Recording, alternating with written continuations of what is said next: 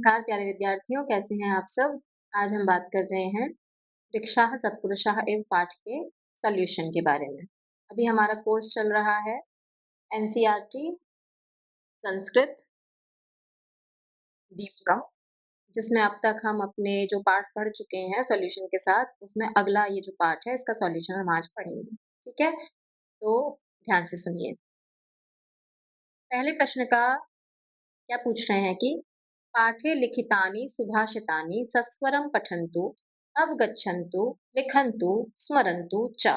यानी कि पाठ में लिखे हुए जो सुभाषित थे जो कि हम पढ़ चुके हैं उन्हें सस्वर पढ़ें, उन्हें समझें, लिखें और याद करें। तो इसमें अभ्यास कार्य जैसा कुछ नहीं है, ये छात्र स्वयं करेंगे। दूसरा है पाठस्य आधारेण अधोलिखितानां प्रश्नानां उत्तराणि एक पदेन लिखन्तु। ठीक है, हमें इन प्रश्नों के उत्तर एक पद में लिखने हैं, एक शब्द में। ठीक है, देखते हैं।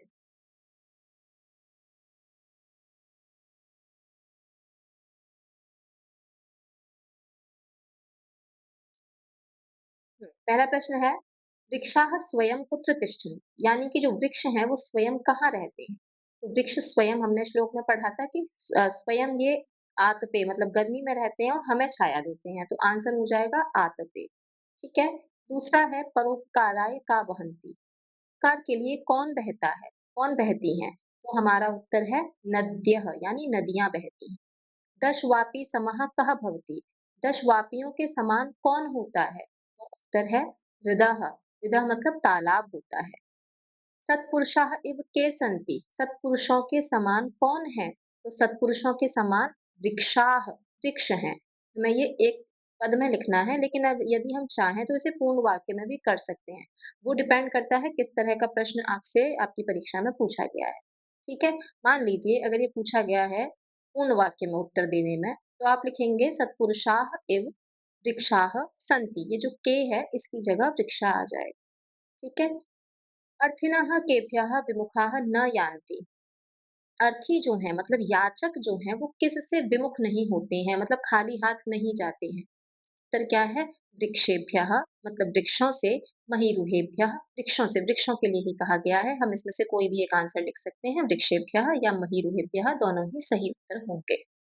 अगला, वृक्षाः स्वयं कानि न खादन्ति। वृक्ष स्वयं क्या नहीं खाते हैं? तो वृक्ष स्वयं फलानि अपने फल नहीं खाते हैं। ठीक है, ठीक है, चलो अब अगला प्रश्न देखते हैं, तीसरा। पाठस्य आधारेण अधोलिखितानां प्रश्नानां उत्तराणि पूर्णवाक्येन लिखन्तु। पाठ के आधार पर हमें नीचे लिखे प्रश्नों के उत्तर पूर्ण वाक्य में लिखने हैं। ठीक है,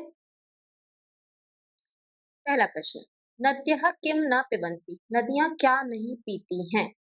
उत्तर, नद्यः स्वयमेव अम्भः न पिबन्ति। नदियां जो होती हैं वो स्वयं एव मतलब स्वयं ही खुद ही अम्भः मतलब पानी नहीं पीती हैं। नदियां हमको पानी देती हैं लेकिन स्वयं उस पानी को ग्रहण नहीं करती।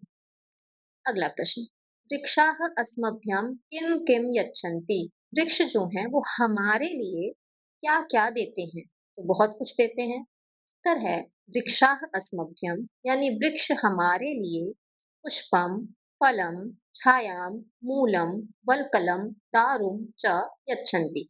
यानी वृक्ष हमारे लिए पुष्प, फूल देते हैं, फल देते हैं, छाया देते हैं, कंदमूल देते हैं। हमें वृक्षों की छाया से भी छाल से भी फायदा होता है, लकड़ी भी देते हैं। तो इस तरह से वृक्ष हमें बहुत कुछ देते हैं। अगला प्रश्न, इदं शरीरम किमर्थम अस्ति। ये शरीर किस लिए है? इदं शरीरम परोपकाराय अस्ति। यह शरीर परोपकार के लिए है। दशपुत्र समः कः भवति। 10 पुत्रों के समान कौन है? दशपुत्र समः द्रुमः भवति। 10 पुत्रों के समान वृक्ष है। फिर से मैं याद दिलाना चाहूंगी, इसका पाठ हम पढ़ चुके हैं और इसका सॉल्यूशन आज हम कर रहे हैं। इसका हिंदी अर्थ की अगर आपको कुछ डाउट हो, आपको कुछ लग रहा हो, तो आप चैनल पर पिछली वीडियो में देख सकते हैं। ठीक है, आज बस हम सॉल्यूशन देख रहे हैं। केषां विभूतयः परोपकाराय भवन्ति। केषां विभूतयः परोपकाराय भवन्ति मतलब किस तरह की ये जो विभूतियां होती हैं वो परोपकार के लिए होती हैं। तो सताम विभूतयः सज्जन लोग जो होते हैं वो परोपकाराय भवन्ति परोपकार के लिए होते हैं। अन्यस्य छायां के कुर्वन्ति, अन्य की छाया अन्य के लिए जो छाया है वो कौन करता है? अन्यस्य छायां वृक्षाः कुर्वन्ति, अन्य के लिए छाया वृक्ष करते हैं।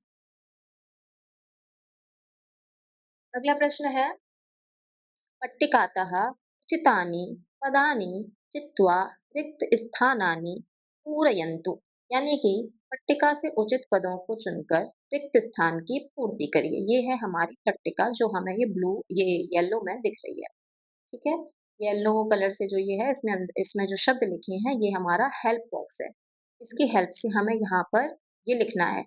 छात्र इसको स्वयं कर सकते हैं क्योंकि ये जो है हम पाठ पढ़ चुके हैं तो ये श्लोकों को एक तरह से पूरा करना है। फिर भी आंसर के लिए हम यहाँ देख सकते हैं जैसे कि एक उदाहरण इन्होंने दिया है हमें कि छाया मन्यस्य कुर्वन्ति तिष्ठन्ति स्वयं आतपे।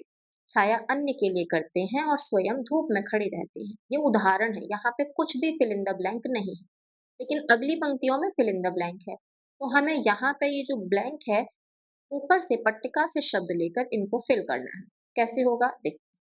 पहला है फलान्यपि परार्थाय डैश सत्पुरुषा एव। उत्तर हो जाएगा वृक्षाः। हिंदी क्या होगी? फल भी दूसरों के लिए देते हैं, वृक्ष सत्पुरुषों के समान होते हैं। अगला दश रिद समाह पुत्रः दश पुत्रः समो द्रुमः, मतलब 10 दश रिद समाह पुत्रः, ये जो 10 तालाब है इनके समान पुत्र है और 10 पुत्रों के समान वृक्ष है। अगला सुजनस्येव येषां वै विमुखा यान्ति नार्थिनः।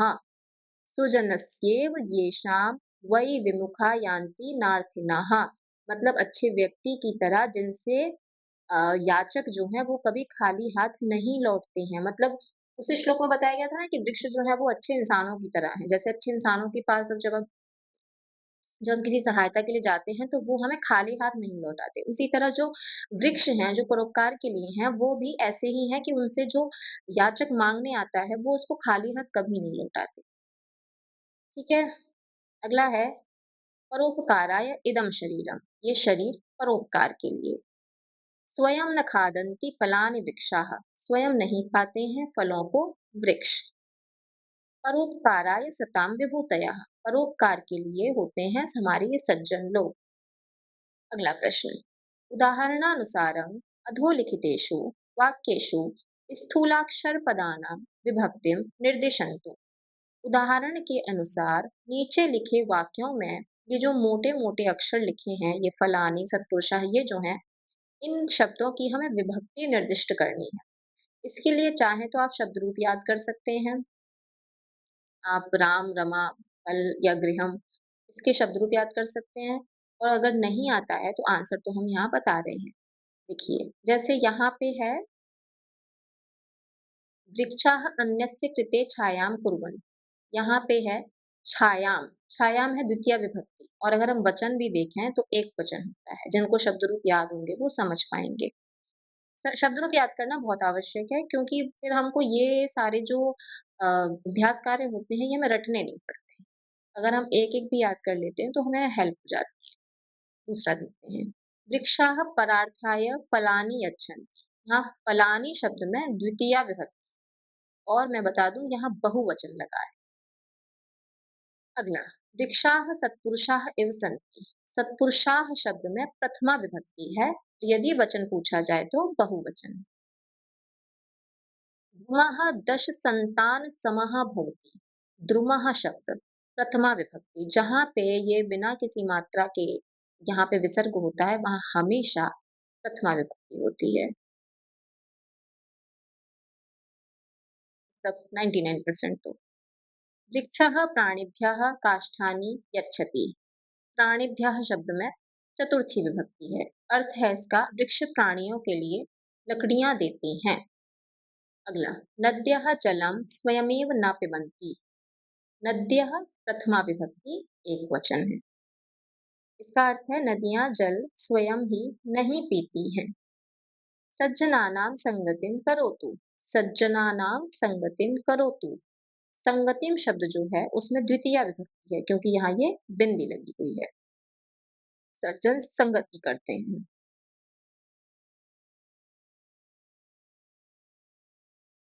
अधोलिखितानां पदानां द्विवचने बहुवचने च रूपाणि लिखन्तु।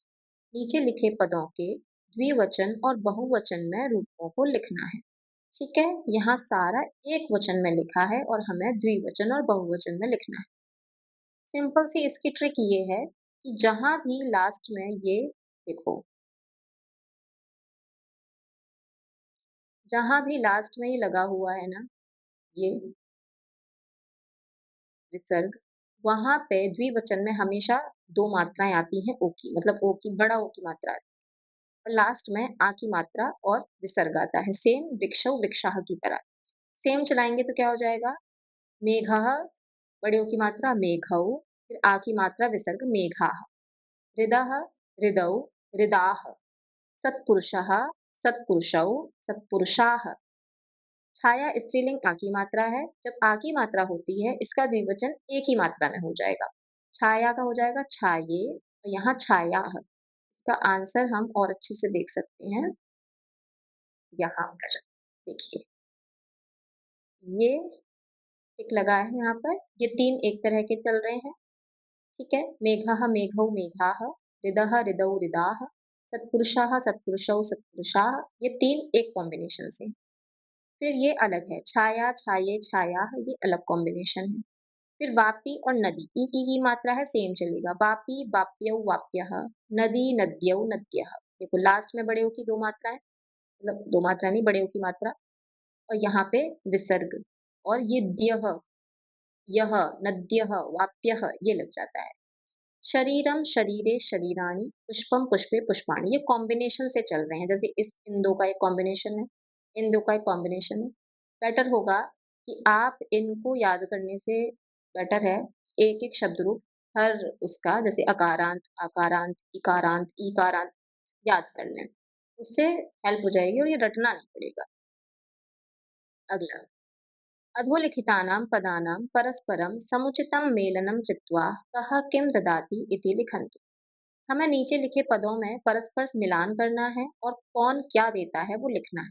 ठीक है, जैसे वृक्षः, देखो ददाती तो एज इट इज सबके लास्ट में आएगा, कौन क्या देता है उसके साथ में हमें लिखना है। जैसे यहाँ वृक्षः शुद्ध वायुम लिखा है तो पहले लिखा गया है वृक्षः, फिर लिखा है शुद्धम वायु, और फिर ददाती, ददाती लास्ट में सबके आएगा। गौः दुग्धम ददाति, यहाँ लिख लेंगे। सूर्यः प्रकाशम ददाति, वो यहाँ लिख लेंगे। कैसे, ऐसे, वृक्ष शुद्ध वायु देते हैं, गाय दूध देती है, सूर्य प्रकाश देता है, नदी जल देती है, अग्नि ताप देती है और शिक्षक विद्या देते हैं। अगला प्रश्न, नीचे लिखे क्रियापदों को लट लकार प्रथम पुरुष के रूपों में लिखना है। ठीक है, लट लकार प्रथम पुरुष के रूप, ठीक है, तो लट लकार प्रथम पुरुष में क्या होता है, ती तह अंति लग जाता है लास्ट में, जैसे यहाँ पे है ती, यहाँ पे क्या है, यहाँ पे ये ती है, यहाँ पे तह है, यहाँ पे ती है अंति। ये सेम चलता है लट लकार प्रथम पुरुष में, सब में लास्ट में जो भी यहाँ शब्द हैं इसका हम बनाएंगे तो होगा तिष्ठति तिष्ठतः तिष्ठन्ति, फलति फलतः फलन्ति, याति यातः यान्ति। कैसे, वो भी देख लेते हैं, ऐसे। ठीक है, तीनों में रूप चलेगा, देखिए सब में ती तह अंति, यहाँ भी ती तह अंति, ती तह अंति, ये एग्जाम में ऑलरेडी लिखा होगा, समय ती ता अंति याद रखना है, हमारा आंसर बन जाएगा। क्या हो जाएगा, एक रहता है, दो रहते हैं, तीन या तीन से ज्यादा रहते हैं, एक फलता है, दो फलते हैं, तीन या तीन से ज्यादा फलते हैं। ऐसे करके एक वचन द्विवचन बहुवचन में ये सारे चलते हैं, हमें सिर्फ ती तह अंति को याद रखना है। ठीक है,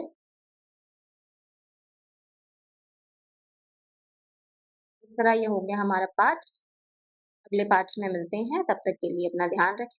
बाय बाय।